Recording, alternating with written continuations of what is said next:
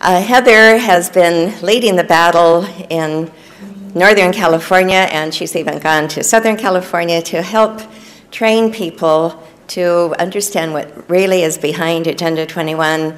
She also teaches them how to stand up against it, because one of the things they use is called the Delphi technique, and that's how they bring everyone to consensus, pretending it's actually their own idea. And she teaches you how to stop this process and has done an amazing job, and many of you have helped stop the process. How many of you have actually been involved standing up against the Delphi technique? And it was Heather's wonderful training that has taught us all how to do that. She leads the East Tea Party group, and she has now accepted the position of our Eagle Forum Northern California Vice President. We're so honored to have her with us. She's also part of our task force to fight Agenda 21, which was organized last June after our last conference. And she's a mother, she's a wonderful wife, she is a published author of 3 books. She had a prior life. She had a prior life before this one, where she was a kind of technological guru, and her books have been translated into 7 different languages. So please join me in welcoming Heather Goss.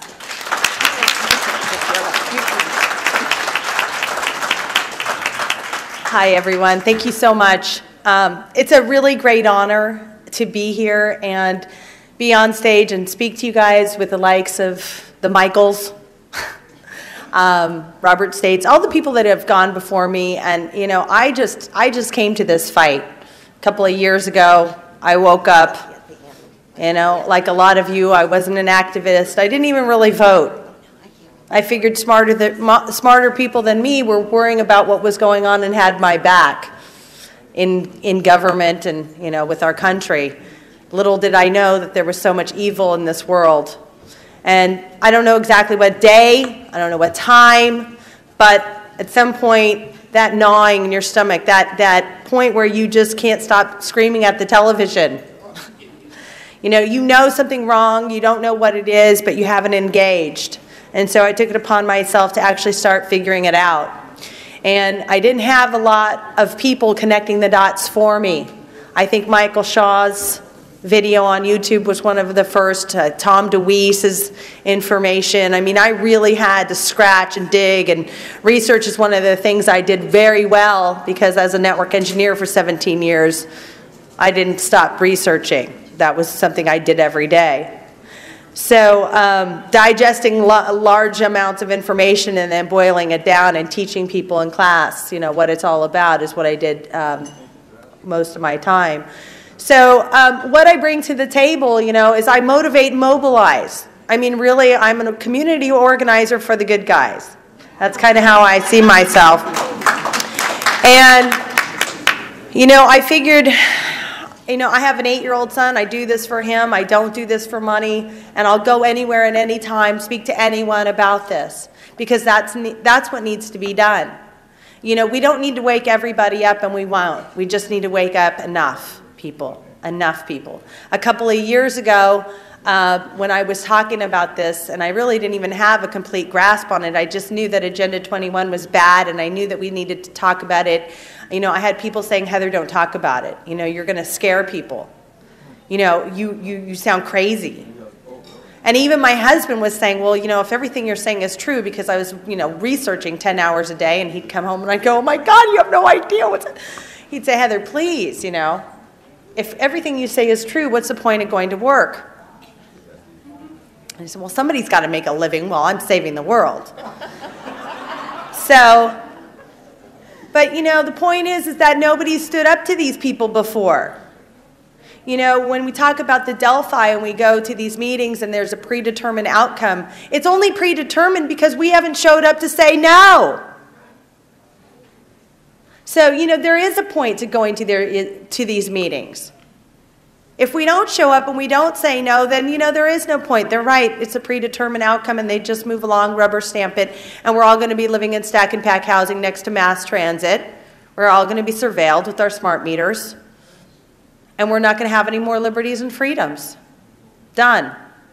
I am not, you know, when I first started this, I didn't know where to start. I mean, there's so many things that are wrong with our country that you can just literally be poking all day long at all of these different tentacles. And then suddenly you back up and go, holy crap, there's a mothership.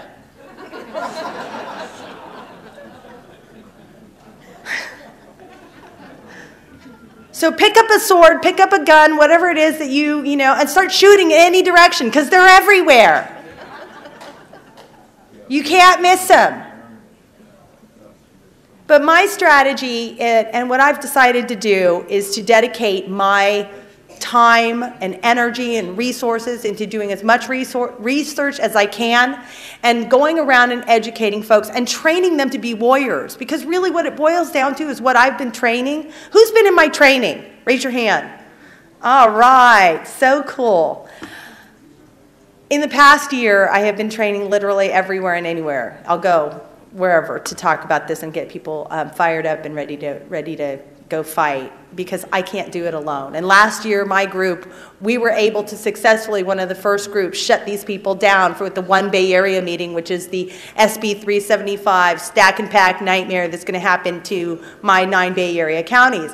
And I was able to literally, with the half-hour training of a group at a pizza parlor the night before, come up with a strategy. All right, this is what we're going to do. And we went in and we did it.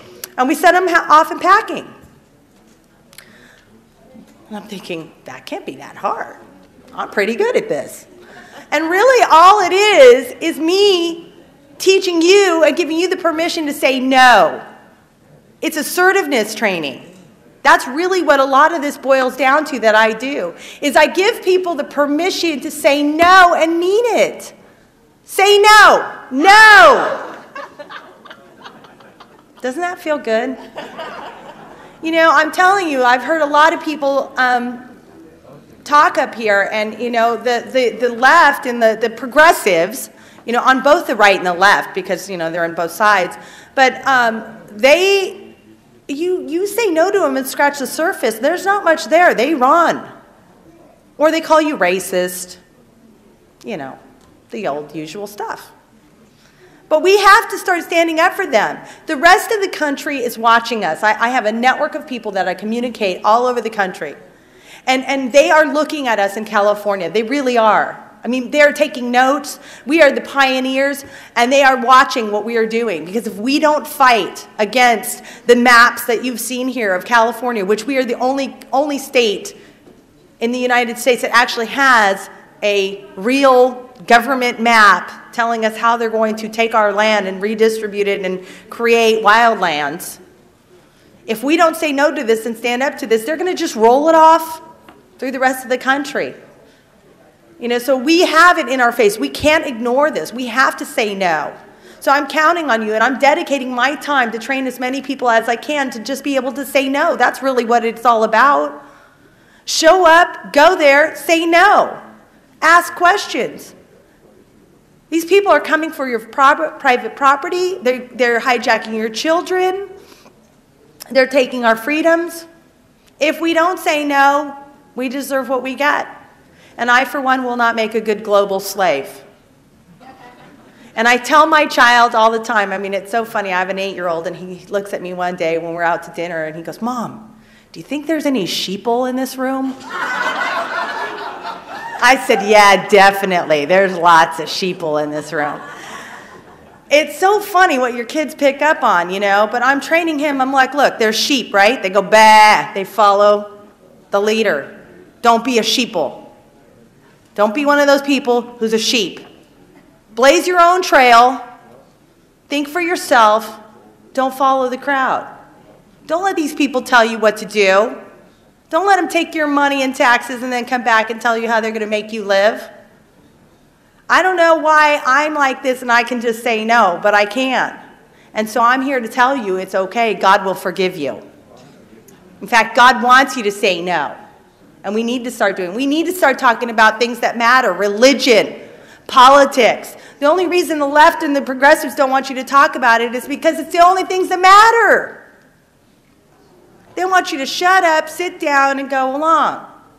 Well, those days are over. So I say we engage, we kick their butt back to wherever they came from, And that's the way it's going to happen in California. And let the rest of the country know that there's still enough of us who haven't left the state, because we can't, for whatever reason we're meant to fight.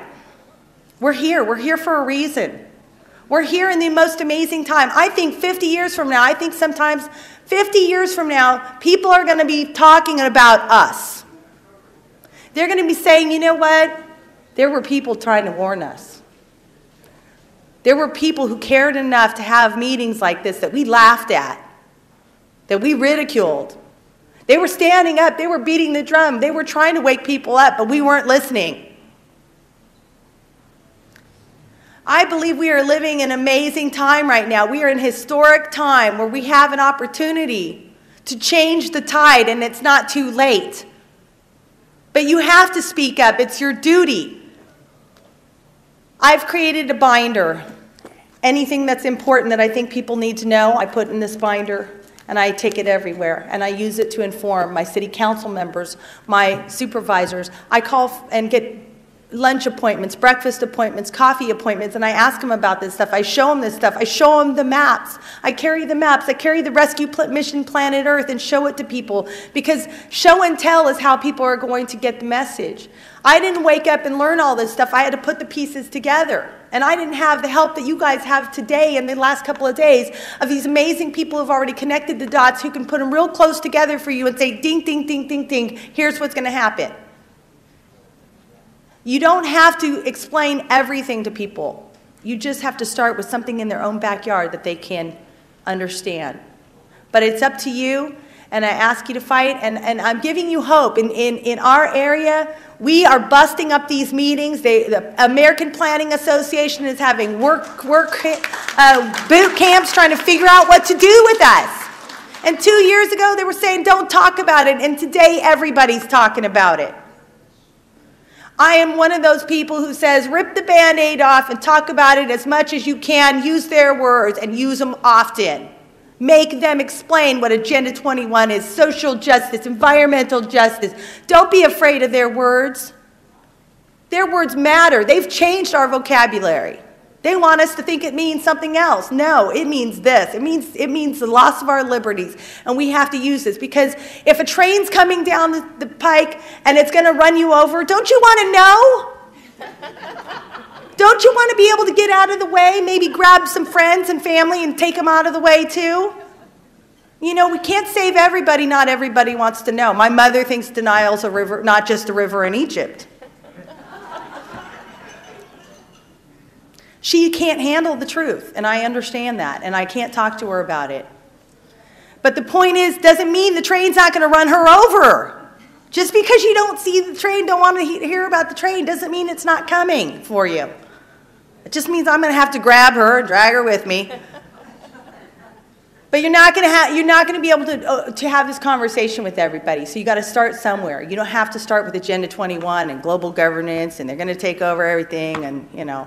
You just start with private property rights. You start where you can meet them on their common ground. You start talking about, hey, what is this, stack and pack housing that's going up everywhere? What about the smart train or the high-speed rail? You just have to start a conversation. And you got to drip feed these people until they start asking their own questions. Because in California, it's coming, and it's coming soon. And the train is going to run us all over. So whether you want to know about it or not, I'm being dragged off. But anyway, so don't be a good global slave, and don't be a sheeple. Thank you. And I have to go pick up my son, so thank you very much. Have a good. For those of you who were not with us last night, Heather Goss received one of the awards a big honor. She was our Eagle Leader of the Year award for all of her hard efforts. Thank you.